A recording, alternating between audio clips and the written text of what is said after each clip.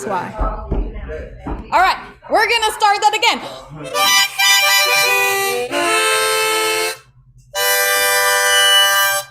All right, like I said, I'm not a professional, but you will hear one tonight. Please help me welcome the man who will guide you through the next hour. Tim W. Brown, author of 4 novels, all around good neighbor, and once known as the minor god in the Chicago poetry scene, Tim W. Brown. Everyone, come on, give it up for him. Where's this room right now? All right. Yeah. Hello, everybody. Thanks for coming out tonight. We have a pretty full house, so I really appreciate that. And our featured performer tonight, Eric, I'm sure appreciates it. We'll bring him up in a little bit. Just want to, I don't know, get a little acclimated here. Always want to thank co-hosts of Art in the Basin, Amy, Joy, MacGyver, Roboto, because we MacGyvered this whole setup here, or she did, by the way, not me. I just kind of stood around and gawked. But anyway, we're set up now. Hopefully we'll have the sound ready for everybody that they can hear either here in the room or on Zoom. Anyhow, why don't we get to it? I may be jumping the gun a bit. I was looking at the calendar and I saw that Tuesday, February 13th is Mardi Gras. We are not going to be here that night. It's an off Tuesday for us at Art in the Basin. However, I didn't quite realize until I looked at the calendar that we have another show between now and then on February 6th. So hopefully you can all join us for that as well. We have a really great feature, I think, who is appearing that night. Vilma Luce, maybe you know her. She has a new book out, The Heart of an Advocate, and I'm sure she'll read from that for everyone. But that's February 6th. But on February 13th, it's Mardi Gras. And maybe on February 6th, I will read a Valentine's Day poem because it'll be, the 14th later the following week. So I guess this may be okay as after all. So I'm going to read a Mardi Gras poem. This is called A Poem for Mardi Gras Travelers. And it's by a gentleman named Ben Broussard.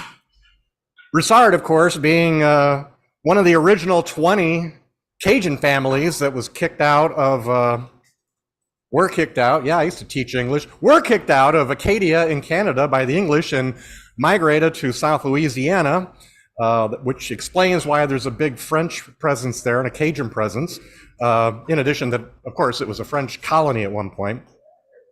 Anyway, this starts out with a quotation from no less than Mark Twain. And it says, "There is no architecture in New Orleans except the cemeteries." Maybe you're familiar with the city. They have like these spectacular above ground cemeteries. The water table's just so high that they can't bury people. They have to be, interred above ground. If we should go to New Orleans, we'll see our share of raucous scenes, Mardi Gras soirees and balls with kings and queens in grandiose halls. We'll see the floats sail down St. Charles, then claim a berth as traffic snarls, inching along. What's that ahead? Ah, yes, cities of the dead. These well-laid monuments and graves are resting places for knights and knaves. The proud, the weak, profane, and solemn are hid beneath arch, vault, and column. Their precious wealth and worldly deeds are now like cheap doubloons and beads. All songs have faded from their ears and gone the crowds, the crews, the cheers. Their stories, now encased in stone, will fade away, untold, unknown. How many passed, their souls prepared? How many more cursed and despaired? These sprawling, silent cities tell to all who pass, you'll soon here dwell. One glance, we know, deep down at least, our bones will soon be vermin's feast. Once workers clean the streets of trash, our foreheads will get marked with ash. Yet like those in their tombs so near, God knows our hearts. Are we sincere? The lesson is clear. Live well, we must. Remember, man, that you are dust. All right. Ben Broussard, did I say Ben Broussard? Something like that. Anyway, thank him. Don't thank me, but it's proof that every poem you will ever read is ultimately about death. Anyway, without further ado, why don't we bring up our featured performer tonight, Eric Rosenbaum. Oh, hey, Peggy. Have a seat somewhere. Thank you. So we're going to be doing a few songs, but before we do that, Ron, could you set up the PowerPoint for us? Then these are some words and some music that I put together while sleepwalking or something like that.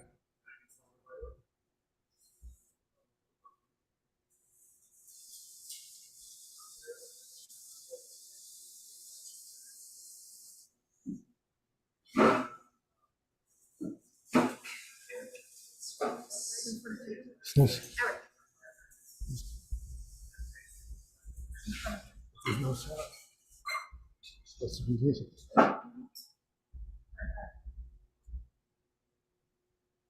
It's okay.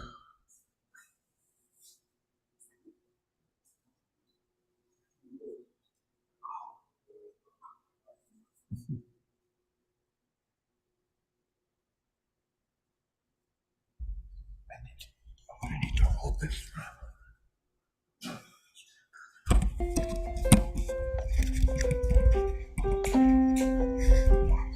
It's okay. Oh, here are some plates.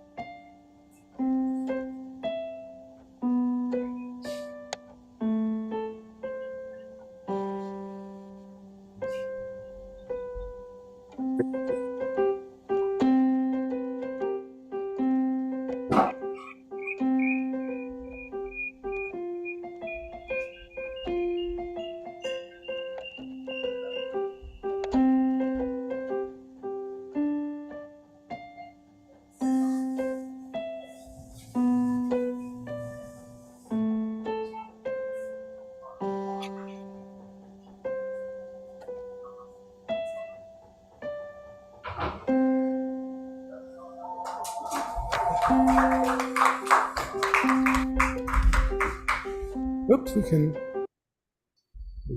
So that's what happens when you get up at 4 o'clock and 3 o'clock and 2 o'clock and 5 o'clock. And the other thing that happens is called nocturia.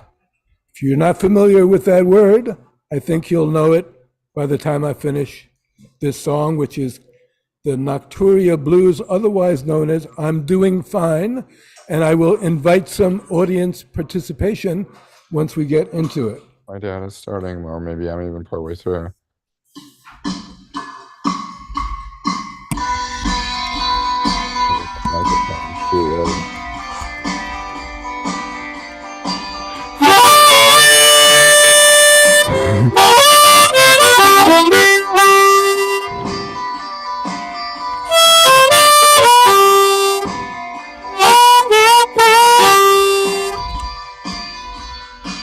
Well, I gotta pee all the fucking time. Other than that, I'm doing fine. I'm doing fine. waking up to pee hour after hour. Wishing Nocturia was my superpower. Feeling restless as a kid on a bike. I guess the Sandman must have gone out on strike. I'm worrying about what will happen to me. Nocturia is messing with my longevity.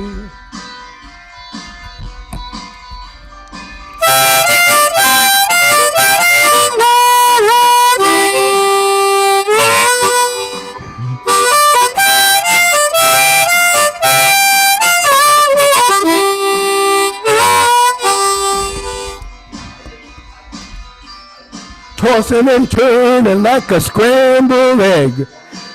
I keep waking you up, climbing in and out of bed. When you can't take it anymore, you click with your pillow and you go off to the other shore. Counting lots of fence of jumping sheep. They say we're off duty, get yourself back to sleep. Oh yeah. So now you got to join in with me when I say I'm doing fine, okay?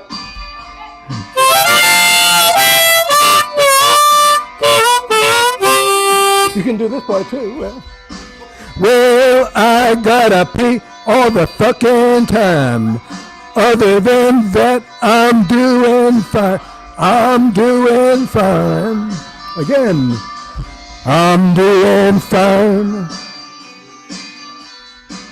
There's a baby crying on the second floor.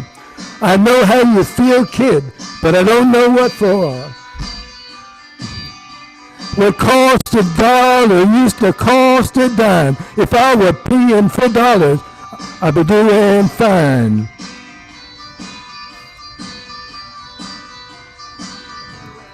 Okay. Sorry about that.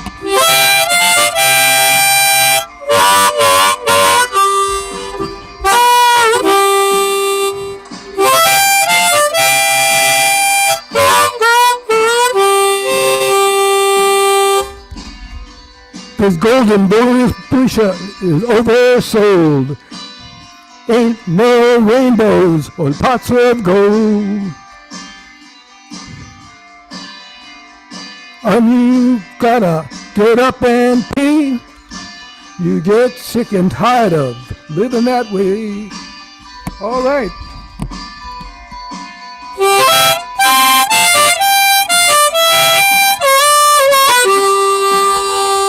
Okay, join me. I gotta pee all the fucking time. Other than that, I'm doing fine. I'm doing fine. I'm doing fine.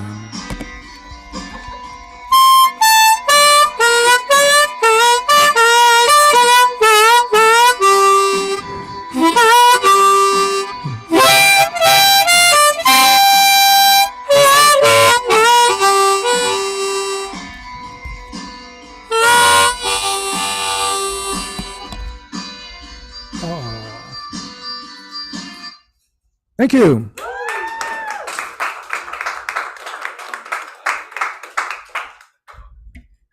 So somebody said, oh, you bought your harmonica. I think it was Judy. I bought 6 harmonicas because you got to use them in different keys for different songs. So let's see how we do here. So there's a rumor going around that everything I do, I'm intending to be funny, whether I succeed or not. It's another question. But this is a little break from that.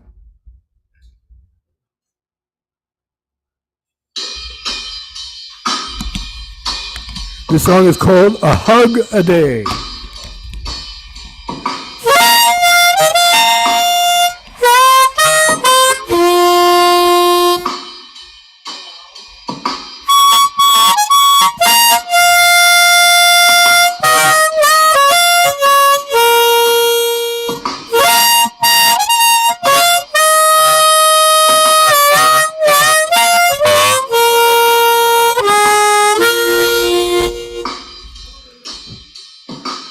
I need a hug a day.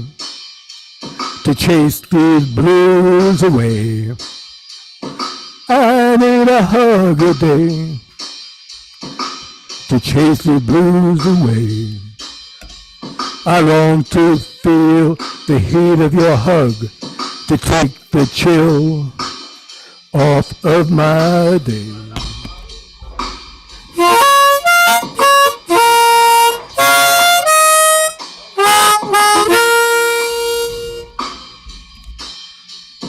I just need a little affection from you. Now the cat sits on your lap the way I used to do.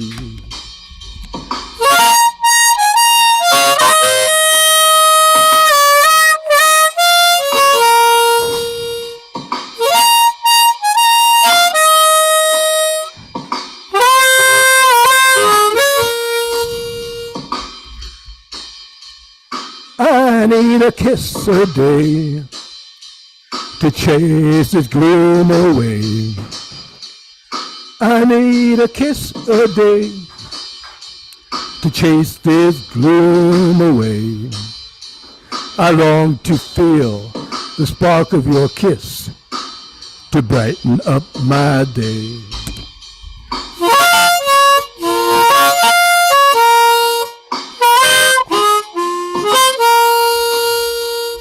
I just need a little affection from you.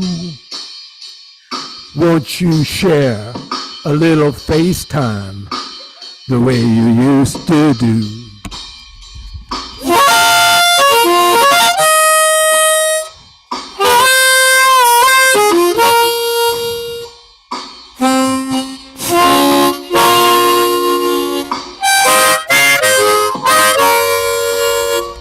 The winter is so dark and cold, the world is turning gray. All I need is a hug and a kiss and a hug a day. How I miss one hug and one kiss, just a hug and a kiss a day.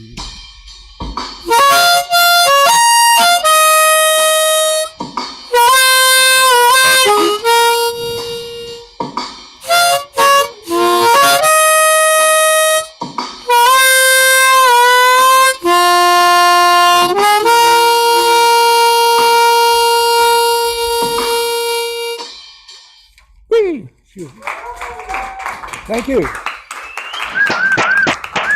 Now, I don't want to insinuate that I don't get a hug and a kiss a day, because I do. But it's just a song. Don't take, well, the first song you could take a little autobiographically, but the rest, no. Okay.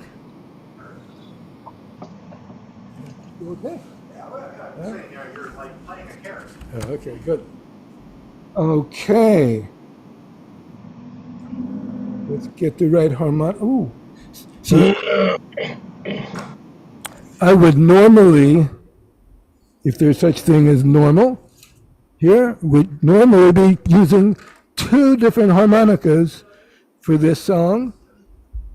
But since I got this big thing in my hand, that would be pretty difficult to do. So we'll stick to one.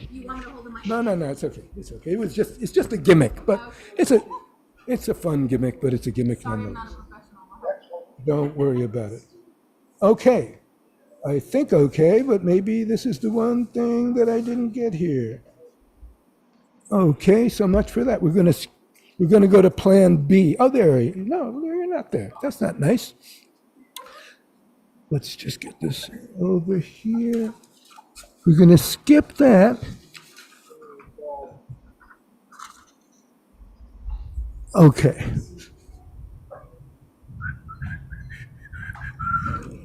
Just a moment here.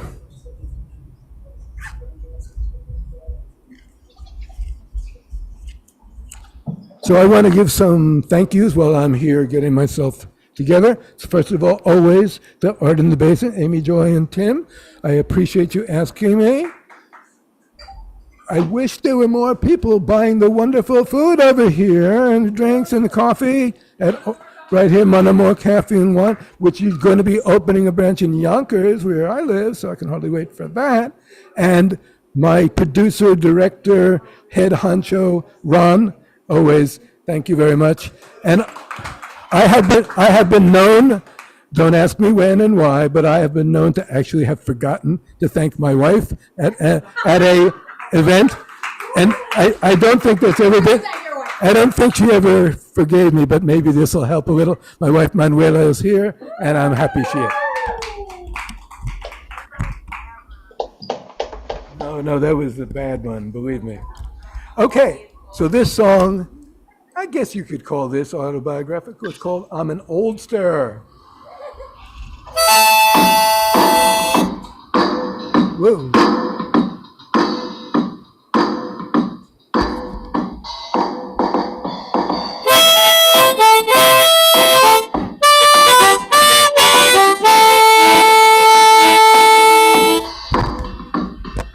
Everywhere I go, I'm the oldest person I know. I'm an oldster. Yes, I am an oldster. So there's actually at least one person here that's a little older than me, but we won't say who it is. Hi, Judy. Oh, no, excuse me. I didn't mean that. Judy has a memory of like, I don't even know, 21 years old. When children look at me, they see antiquity. I'm an oldster. Yes, I am an oldster.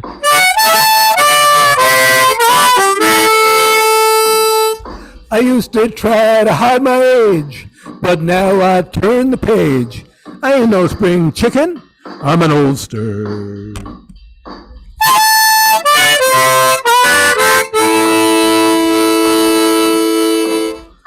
I'm an oldster, an oldster. I'm rolling down the downhill side of the roller coaster.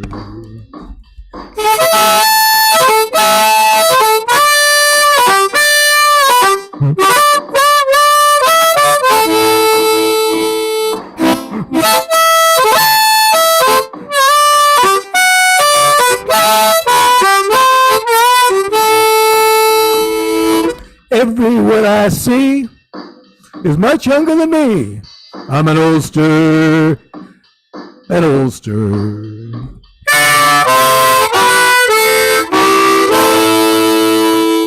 Snoozing down at the library, so they put my mug on an unwanted poster. I'm an oldster, yes I am an oldster.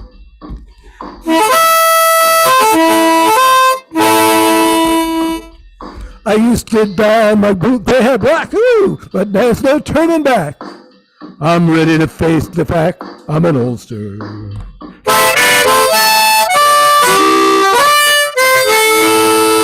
I'm an oldster, an oldster. I'm rolling on down the downhill side, holding on tight till the end of the ride on the roller coaster.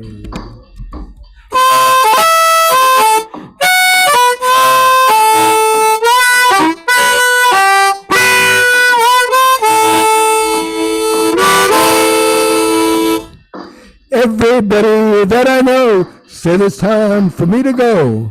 I'm moving down the line. I'm an oldster.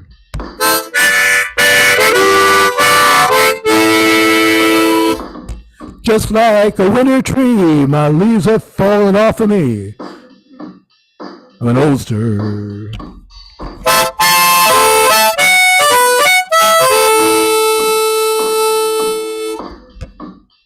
Knick, knack, paddywhack, give it all the bone. This old man is rolling on home. 'Cause I'm an oldster.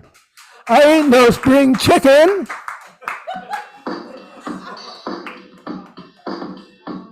I'm an oldster.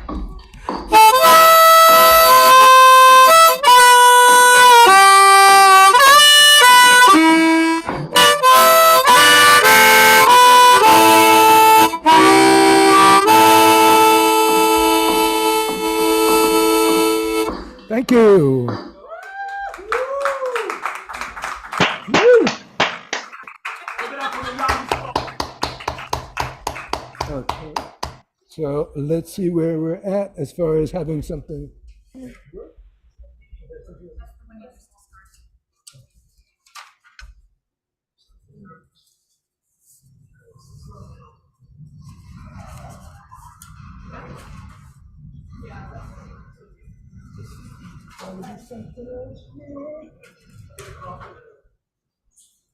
Okay. Let's go for this.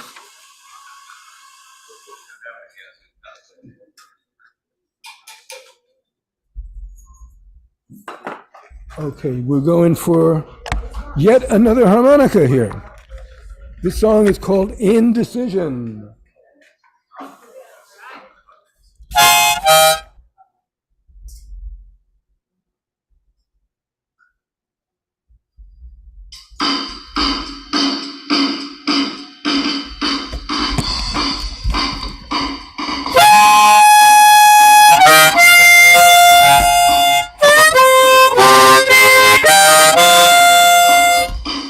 Half of me says stay, and the other half says go. And then there's this other half that says, I don't really know. You treat me so sweetly, and then you turn all sour. I can't make up my mind, it changes pretty much every hour. No, I can't make up my mind, so my mind is making up me. All this indecision is going to drive me up a tree.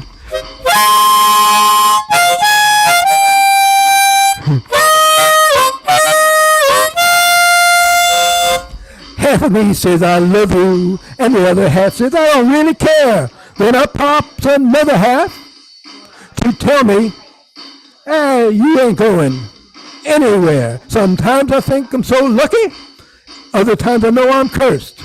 And then along comes this other time to tell me, you could have had it a whole lot worse. All this indecision is driving me up the wall.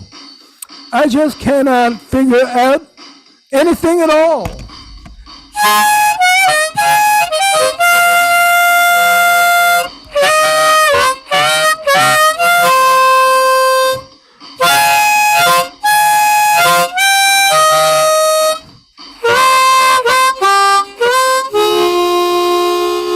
Half of me says, she really loves me. The other half says, her love has turned to hate. And then up pops this other half to whisper, you'll figure it out if you just wait. All this indecision has really got me beat. I keep going the wrong way down a two-way street.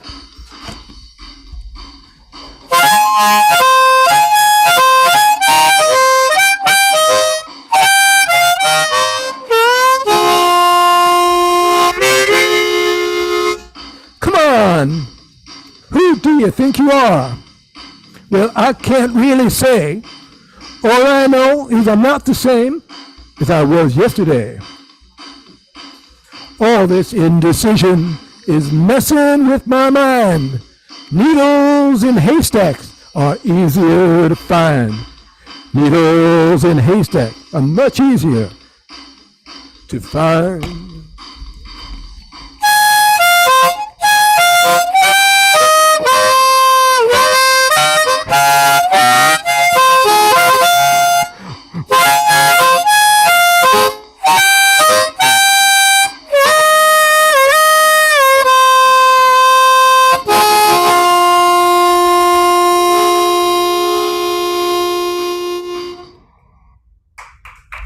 Thank you.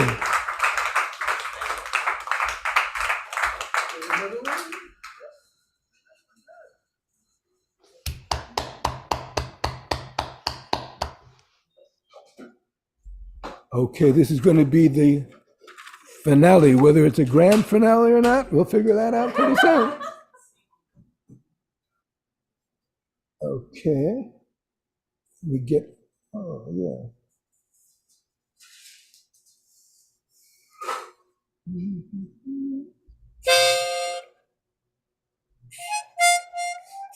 This song is called Whichever Way You're Going. And there it goes. Okay.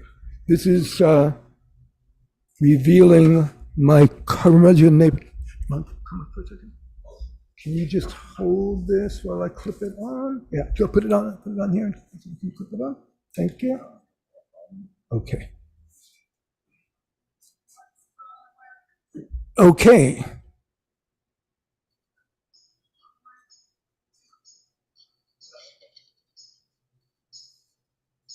Uh-oh, here we go.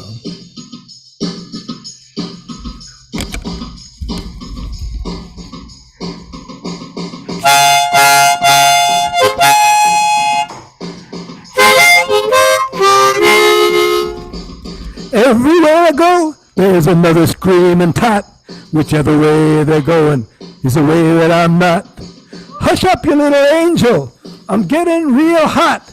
Whichever way you're going, that's the way that I'm not.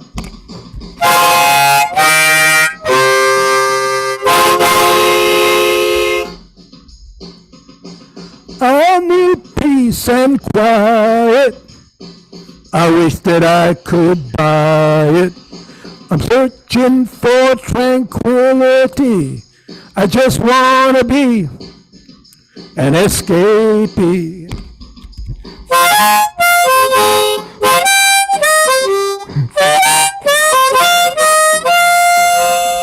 I'm wishing that your temper wasn't so hot. Whichever way you're going is the way that I'm not. Your voice is even lighter than a pistol shot. Whichever way you're going, that's the way that I'm not.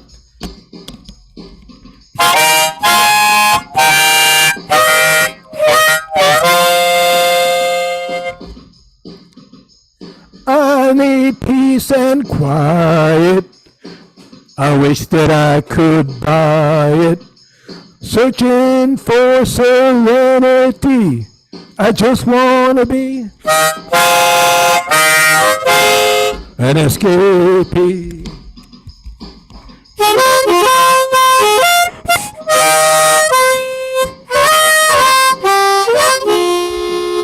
They're stuffing all the junk mail into my mail slot. Whichever way they're going, that's the way that I'm not. Give us all your money or the whole world will stop. Whichever way they're going, that's the way that I'm not.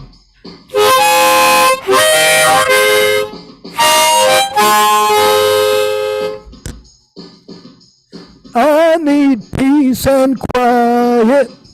I wish that I could buy it. Searching for some privacy. I just want to be an escapee.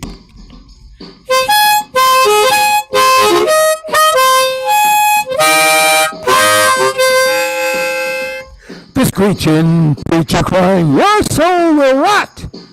Whichever way he's going, that's the way that I'm not. All his better angels are cavorting on his yacht. Whichever way he's going, it's the way that I'm not. I need peace and quiet. I wish that I could buy it. I'm searching for some honesty.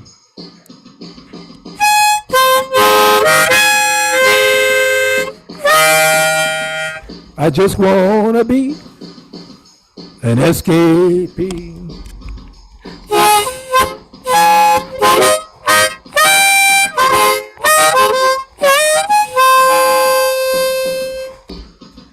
They're sending thoughts and prayers for each kid that gets shot. Whichever way they're going, that's the way that I'm not. Their guns are more beloved than their moms and their pops. Whichever way they're going, that's the way that I'm not.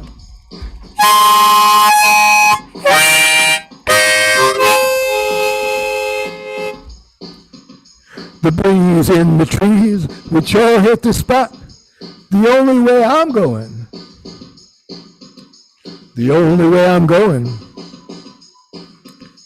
The only way I'm going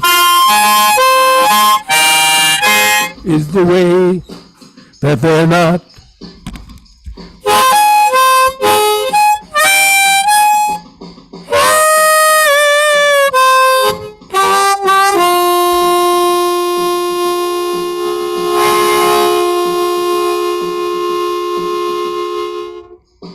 Oops!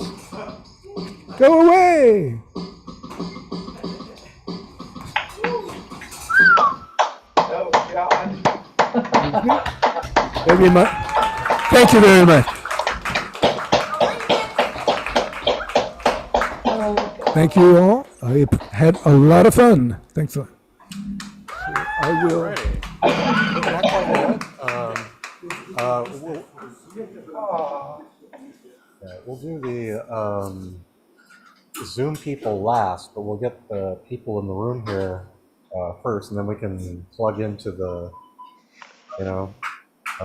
anyway, whoa, hey, let's not electrocute ourselves.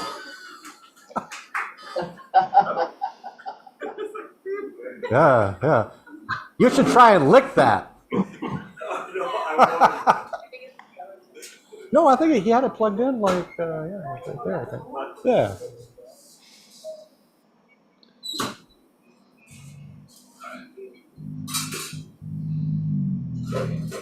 Hello, hi.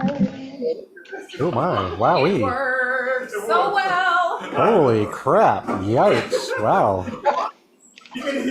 Wait, there's feedback or something. Do I turn this one off maybe?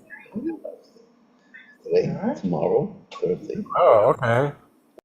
Let's see who's on to. Anyway, you people on Zoom, we will get to you momentarily. We have some people in the room first. So we've always kind of been known as the open mic without a mic. So all of this like technology here is fairly new to us. So thankfully, everybody's bearing with us, and we do beg your indulgence as we try and, integrate the people online as well as the people, in the room here. That was something we learned last fall, that room and Zoom rhyme. So like we're in the room, and then there's also people on Zoom, right? Crazy. It's like we're all poets and don't even know it. What can I say? Anyhow, thanks again to Eric for performing. What a great time. The syncopation in that last song was like making my heart skip beats, but it, kind of felt good. I don't know. Anyway, while we're here, before we bring some open micers up, let's just say that we're here every other Tuesday here at Monomore Coffee and Wine. We've been here for almost 7 years now. We're in our 7th season. In April, we are going to be celebrating our 7th anniversary. We've just learned that the Bronx Poet Laureate, Kay Bell, will be joining us in April to help us celebrate our birthday. So please come out for the Bronx Poet Laureate. And she is actually very good, as all poet laureates should be, right? And always we thank Monomore Coffee and Wine for hosting us here these past 7 years. We are very grateful to them. And please also follow us, if you don't already, on the various social media platforms we're on. It's Art in the Basin on YouTube. And in fact, this will be a video on YouTube soon. And Art in the Basin on Instagram. And finally, AITB-Art in the Basin on Facebook. Well, let's get to the open mic here. We have some people in the room as well as people on Zoom. Let me ask a couple of people. I don't believe I see Carol here. Carol Foresta? She is on Zoom. Oh, okay. We'll have her up in a minute then. That's great. How about Robin? Is there a Robin? Robin Ostro? Okay. Amy Gonzalez? Not so far? Okay. How about Sharif? Are you up for doing something? All right, come on up, everybody. Farid.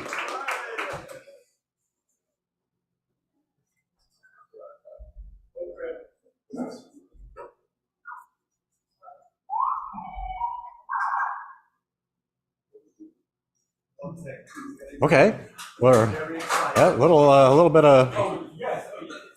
Oh, no, he's not yet ready. He's not yet ready. Okay, we'll bring you up in a moment. So thank you. We'll let you get it together there. What else? Who else do we have? What about Judy? Would you like to come up and do something? Judy, everybody.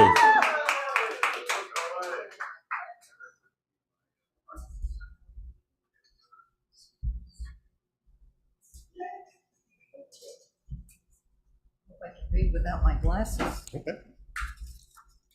If you want, I can hold it for you if you'd rather. Okay. Oh, hi, everybody. Last time I was here reading, I read my second grade class picture and showed a picture, but I can't do that now. And so I'm going to read from my book. I'm supposed to show it to you. The Incomplete Works of an Almost Complete Woman. I'm kind of complete now. And so I'm going to read my fourth grade picture. Maybe you get a little view of it? Yep. Wow. Okay. When I look at that photo, 11 boys, 15 girls, and let myself think back, I am again that girl in row 3. The big smile girl, green eyes and freckles. Next to dark Gloria, who came from somewhere far away. I am the one in back of Bridget, who talked funny, and Marie, who was very pretty. I am across from Marianne, whose mother made her banana curls each night, and Joanna, who hardly spoke English yet, and 2 dark-skinned girls who were best friends and whose name was Mary. I had crushes on all the boys, Clement and Louis first and third on the left, especially an even dark-skinned Levi, who just moved from someplace called the South. I didn't like William, whose nose was always running, or Charles, who was just too small. Mrs. King stood proudly smiling. She was beautiful. I loved her. We were her world that year, the 4th grade. We were the spelling champs and in the art show.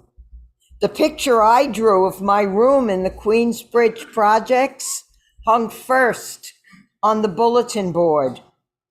It was the time of Eisenhower and Nixon at the White House.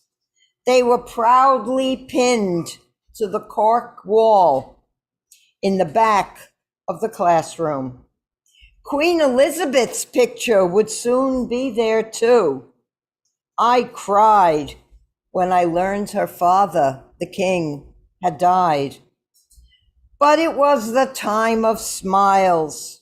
No more war and no more taking cover. My father said there would be peace with Japan. My aunt gave me a new book, The Diary of Anne Frank. I could eat lunch in school and join in recess games. Mrs. King said we were moving soon to a new school, a bigger school somewhere nearby, but we could still walk home. My mother was pregnant. I had just learned about that. I had so many questions no one would talk about. I would just wait, I guess, and try to understand. I had a lot to wait then. I was allowed to stay up and watch, sometimes, I Love Lucy and Arthur Godfrey. I didn't like the noise of Dragnet, which my mother watched. There were so many things to think about in 1952 at 9. It was that time of wonder, of giggles, for just about any reason. It was when I just couldn't wait to grow up.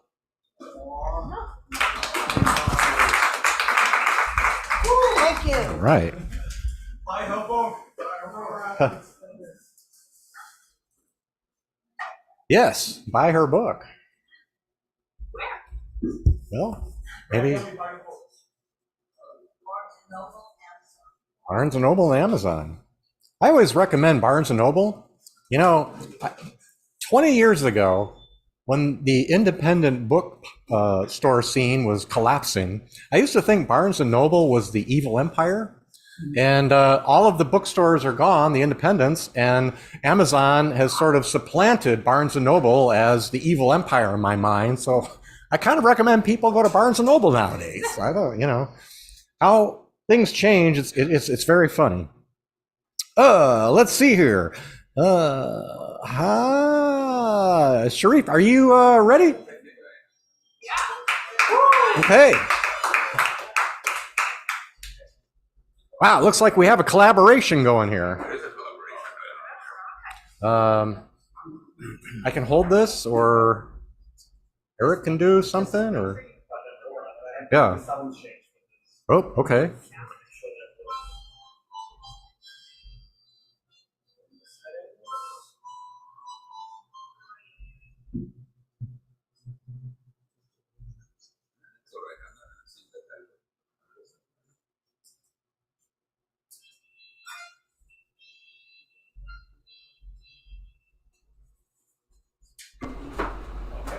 Now you can go off. All right.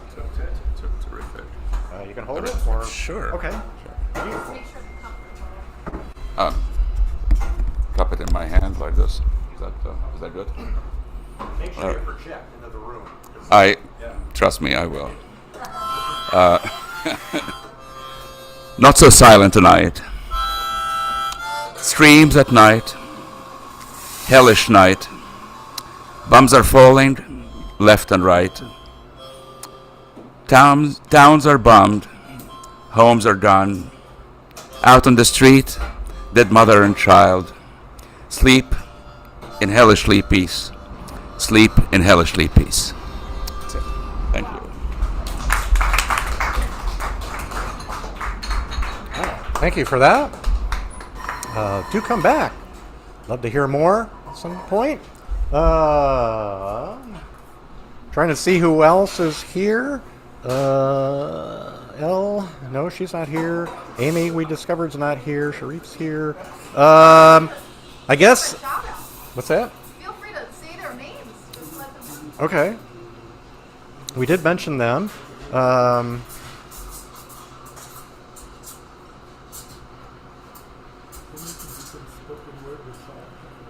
We can ask Saul if you'd like to come up and do something. Oh, that'd be great.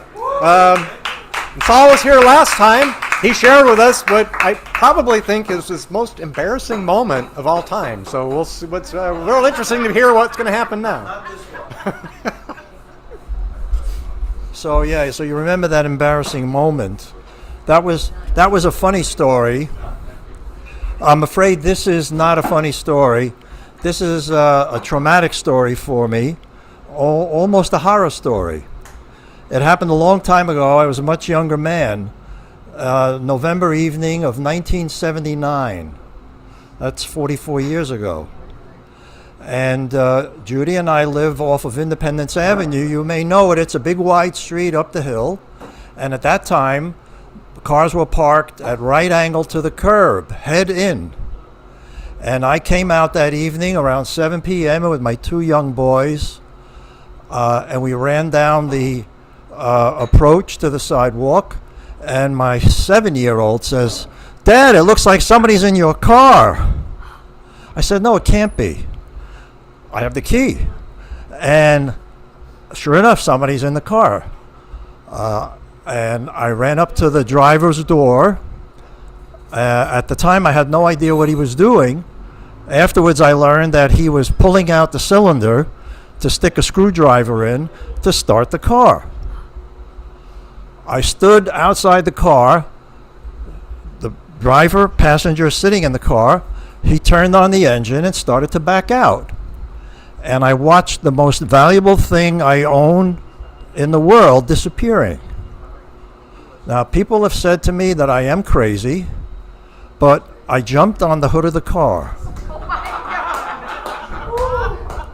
I jumped on the hood. I'll explain this. Why? I jumped on the hood of the car thinking that these guys were kids out for a joyride. And if I did that, they would get out and run away. I didn't know that they were professional car thieves.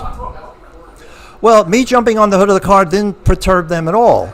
He continued to back out and drive down the street trying to buck me off. Now, imagine this was a Toyota Corolla with rain gutters, which probably saved my life, because here I am with my knee in the cutout on the hood where the carburetor was, straddling the windshield, straddling the roof actually, holding on to the rain gutters. My chest is against the windshield.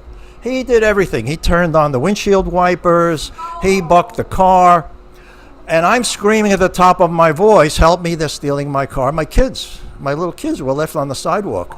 They went back upstairs to tell Judy what happened. She thought they were making it up. We drove down the street, and a guy in a Trans Am who was double parked saw what was happening, and he began to follow them. He saved my life, because the next thing I knew, we were on the Henry Hudson Parkway going 50 miles an hour. And at that point, the passenger opened the window and reached out to grab my arm. And I grabbed his arm. I figured if I'm going, I'm going to take his arm with me. And I had certain thoughts like, gee, I'm wearing a leather jacket. If I fall off, will that keep me from getting all scraped up? Anyway, the Trans Am is following them, and he cut them off. And they got off the highway. I don't know what would happen if they got to the toll booth at that time. And now we're driving around Riverdale, which you know is a plateau. There are only so many exits and entrances out of the neighborhood. And now I see a second car behind the first car. I didn't know who was in there. I found out there was 2 detectives.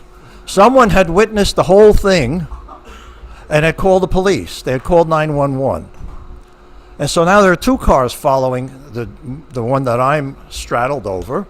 And I can see patrol cars at different intersections with their lights flashing, blocking intersections, keeping them surrounded. Eventually we ended up, if you know the neighborhood, we ended up on Fieldston Road, which has a little divider. I'm not religious, but God must have been with me, because the thief tried to get over the divider and my car stalled. And as it stalled, the two thieves opened the front doors. One ran one way, one ran the other way. I rolled off the hood and stopped. The car was lurching. I stopped it, and I saw the driver get away. But I heard the passenger down the street. The 2 detectives had him on the street. Oh, I'm out of the screen. I'm sorry. And I ran down the street towards them. They had him out on the ground, and as I ran towards them, one cop got up and he went like this, and he said, "No, go ahead. He deserves it." He thought I was going to just hit the guy. He didn't know I was going to kill the guy. This was 44 years ago, and I still say to you, I would have killed him. I jumped on him, and I started strangling him. And the next thing I knew, I felt these hands pulling me off. And I stood up, and there was a uniformed cop who had come on the scene, someone I knew from an earlier incident. And he said, "You And I said, "Oh, you, Marshall." I remember his name. And he was very kind to me, and he took me, I went to the police station. He took me home. I had lost a silver buckle. He tried to help me find it. Anyway, a day or two later, they had the passenger, and I had to testify in front of a grand jury. So I came to the Bronx courthouse, and there was the detective. We were sitting waiting in the hallway, and he says to me, I never bring my work home. But when I came home that night, I had to tell my wife this story. And from him, I learned that someone had called it in, and initially he thought it was a Manhattan College fraternity prank, and then he realized this was for real. And next thing I know, I'm testifying, and I'm telling this story, which much more dramatically than I am now, to the grand jury, and the people, the women are sitting there, they're shaking their heads and they're clucking their tongues. And I walk out, because it's not like the movies, by the way. If you're a witness, you don't sit in the courtroom. You come and you testify and you leave. And now the detective goes and he testifies, and when he opens the door, I hear them clapping. And I said, "What are they clapping about?" He says, "Don't you get it? This is a story with a happy ending. They sit here for a month and they listen to rapes and robberies and murders, and you're alive. And we have your car." And that wasn't the end of the story. At some point, they caught the driver. He was a professional thief. He had been training the other guy. The other guy refused to testify against him, but he gave them his name. And one of the detectives discovered him in court being arraigned for another theft. I couldn't identify him in a lineup, so he went scot-free. The passenger ended up in prison, but I felt it was not a real long sentence. This was a long, long time ago. I will tell you the good outcome of this story was that many years later, I entered civic life when I retired, and one of the things I fought against was auto theft, in part because of this experience. And I'm still here to tell it. Thanks.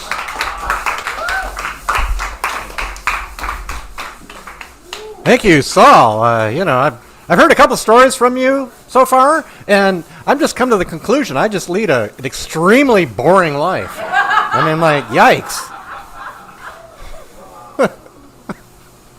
Well, glad everybody survived, and, the guy went upriver, to Ossining or whatever, someplace. Ron Mark, I know you're doing some sound stuff. Would you like to do nothing tonight? Okay. Well, why don't we bring up a guy who opened our 2023 to 24 season back in October, which seems like just yesterday, because as an oldster, right? We heard this song about being an oldster earlier from Eric. Time just flies. The older you get, the faster it goes, and it just seems like yesterday, but here he is, Clyde. I'm gonna need you to hold this like you're interviewing me. Okay. So, I'm gonna need two hands. This is something that I've been working on. It's not even an impression. This is just Macho Man Randy Savage. I'm here to talk about one thing and one thing only today, and that's stand-up comedy. Yeah. Because when I'm talking about stand-up, I'm talking about I'm the champion. And you know why I'm the champion? Because I'm the cream of the crop. Yeah, that's right, yeah. Oh, yeah. There's some liars out there. There's some John Mulaney's, and they want to bring you down, way down. No, it's not going to happen. I'm going to stay on top. And you know why I'm going to stay on top? Because the cream always rises. Oh, yeah, I'm doing it. Yeah, I'm winning, yeah. Oh, yeah. Some people think I'm all about the Slim Jims, but no, we're in Riverdale now. The Slim Jims are Jughead's department, and he doesn't like Veronica. No, because she crossed him. She crossed him hard! Now she's on that list. Yeah. No one knows who made that list. Maybe it was Santa Claus giving you your coal, or maybe it's me! Come on, bind you in the ring! How's that for a holiday? Yeah. All I'm saying is that all the liars and all the John Mulaney's out there, their days are numbered. 1, 2, 3, maybe only 6 days left. And after that time, I'm gonna be on top, because I'm the cream of the crop. Oh, yeah! Oh. Thank you. Everyone, Clyde! Clyde's a stand-up comic. Has graced us a few times with his hilarious comedy. It's very offbeat, I must say. But it's ultimately hilarious, which is, kind of what you want your comedy to be. You, sir, do you want to come up and do something? No? Okay, all right. Okay. I saw you signed up, so I just want to make sure you had your chance. And all right. Anybody else want to do anything before we switch to the Zoom? Oh, okay. Gentleman raising his hand back up there. Come on up. All right, one more. Let's support our new person.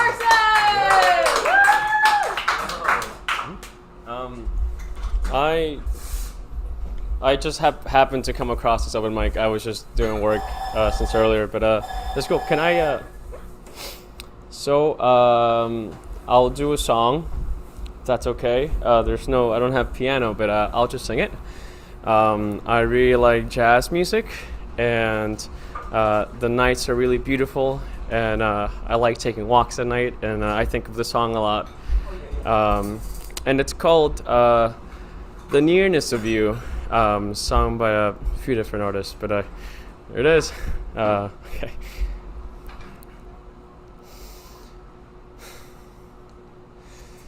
It's not the pale moon that excites me, or thrills and delights me.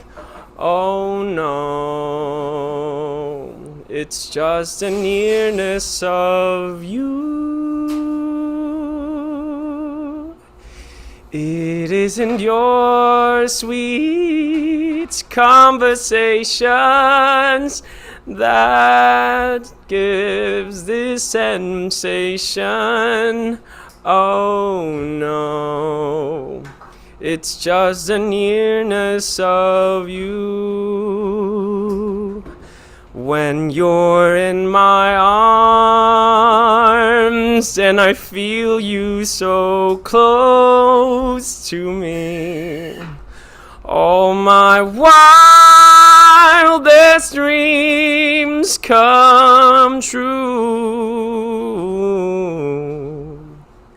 I need no soft lights to enchant me. If you would only grant me the right to hold you ever so tight and to feel in the night the nearness of you.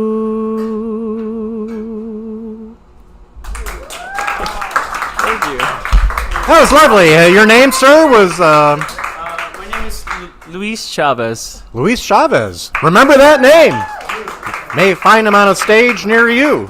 Thank you so much for sharing. Hope you come back. Well, I think it may be time to go to the Zoom people, so I want to make sure I'm looking at the list here. Maybe, we have to maybe do the switcheroo with the, we're good? Do I need to hit this mute or anything? Or Who do you want to bring up? I was thinking Carol, if Carol wants to do something. Carol Foresta? Can we hear Carol? Hi. Yes. Can you see me? We can. We can Hey, see you. me, Joy. Hi. Nice to see you. Yeah, I want to say the Bronx has talent. That was amazing. Wow. And I loved hearing Eric. It was terrific. Um, okay, I'm going to read a poem called Molly, and it's about my aunt, and see if you can imagine what her story is when you hear my poem. Okay. Molly, stepping stealthily into the tenement, like fog climbing wearily over bodies, resting on cardboard, under bridges, over grates, Molly quietly claims space at our house. Clutching shopping bags with thick plastic handles cutting crevices into fingers, she wears layers of stockings rolled, bunched below knees, carving magenta indents into thinning skin. All the clothes she owns are worn together. Nothing matches or bows to current fashion. Placing in a corner her life, near the door, ready to be lifted over the threshold in an instant, removing her threadbare coat carefully, placing on parquet like a rug, becoming both blanket and bed, respite from the street, this one cold, blustery night. An apron of faded cotton cloth hangs across her heavy chest, insufficient armor against splatters. Thin, silvery white hair, only slightly disturbed from the net holding it in a tight bun, clinging like a small bird's nest to a limb. Molly smells of cooking grease, fried onions, potatoes, animals whose throats are cut, blood drained, purified by prayer and a ritual to fill our impure bellies. Odors form an invisible wall dividing our loving arms from embracing her body. We wonder whether miracles can still be performed with salted stones, pots, water, and a little magic. My father's sister, my beloved aunt, Molly, reminds us of our slim escape from ruin, drawing a thin line to separate us from sharp teeth just beyond the door. Molly tells nocturnal tales in rhymes spiced with old and new languages, Yiddish, English, Polish, Russian, building imagined worlds, crossing continents, oceans, deserts, mountains. She banishes borders to simple lines, discarded like garbage. Molly scratches our small backs, inventing jungle stories as we fight sleep, seductive as Circe, unraveling scrap blankets into places alive with fantastical beasts, future dreams unmatched, with edges to save us from remembered jackboots, waiting to crush spirits, to steal our innocence like men into pigs in ancient myths. Brother, father returns after working, standing on arthritic legs scored with varicose veins for 15 hours this day. Finding my aunt in his entryway, curled on her coat like a cat on a blanket, he flies into righteous rage, removes babies from beds to couch, insisting she sleep on a now naked mattress. Rising, tired from unseen burdens, wearing stories composed of wrinkled memories, Molly slips into scuffed shoes and silence, picking up her coat and pride and life, stealing off into the bitter night.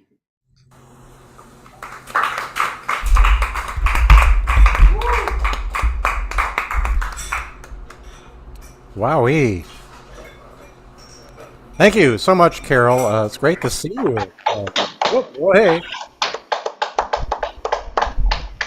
Oh, I gotcha. Wowee. Okay. Thank you, Carol. Haven't seen you in a while. Great to hear. Powerful, beautiful poem. Thank you so much. Love to see you again in person or on Zoom. Why don't we conclude, I guess, but before we conclude, let me acknowledge, say hi, say hello to Paula and Greg. Thank you for joining us tonight on Zoom. And let's hear from the Elegant Ivory Duo to kind of wrap things up. Oh, Mark's going to read tonight. Anyway, Happy New Year to you all. We had the pleasure at the end of last year to meet Ron and Tim and Amy Joy for the first time since we've been doing the Zooms. They came down to Midtown where I was hosting an event or just participating with my wife. So what we're going to do tonight is something a little different. It's a compilation. The reason for that is that we both have sort of sinus things going on now, which is kind of goes with the territory of what's going on in the air now. So I'm going to move to the piano. I'm not even going to give this away too much except to say it is the last movement that I put together of a work which I call the Tutti Frutti Sonatina.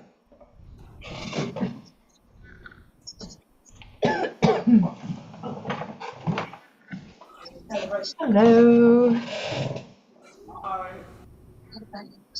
Yes.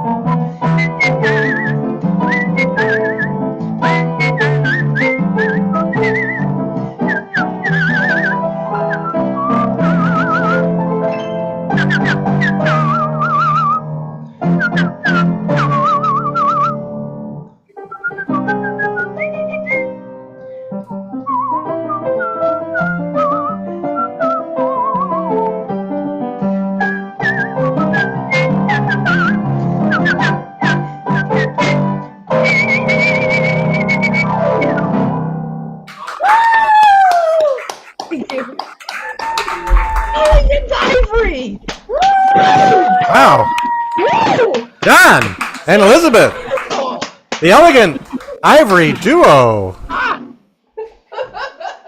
Wowee. You know, Elizabeth is like the most bestest whistler I think I've ever heard.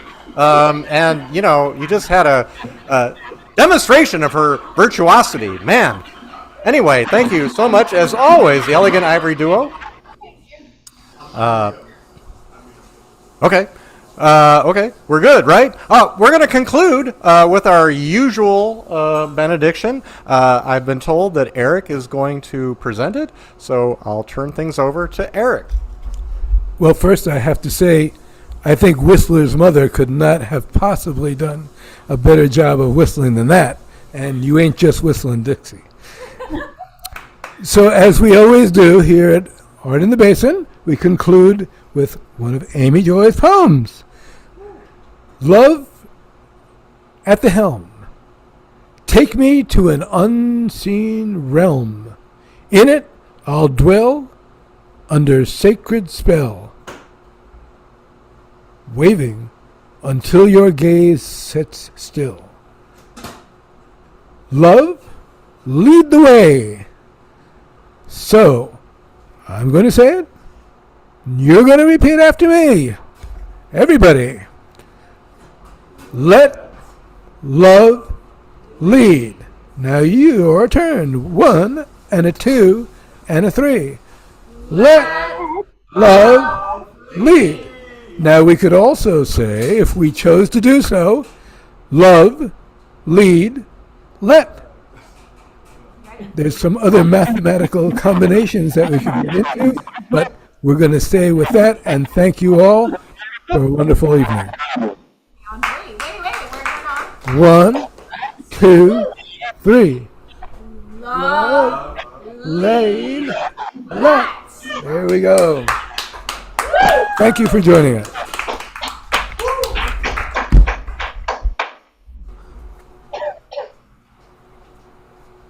Lead, let love.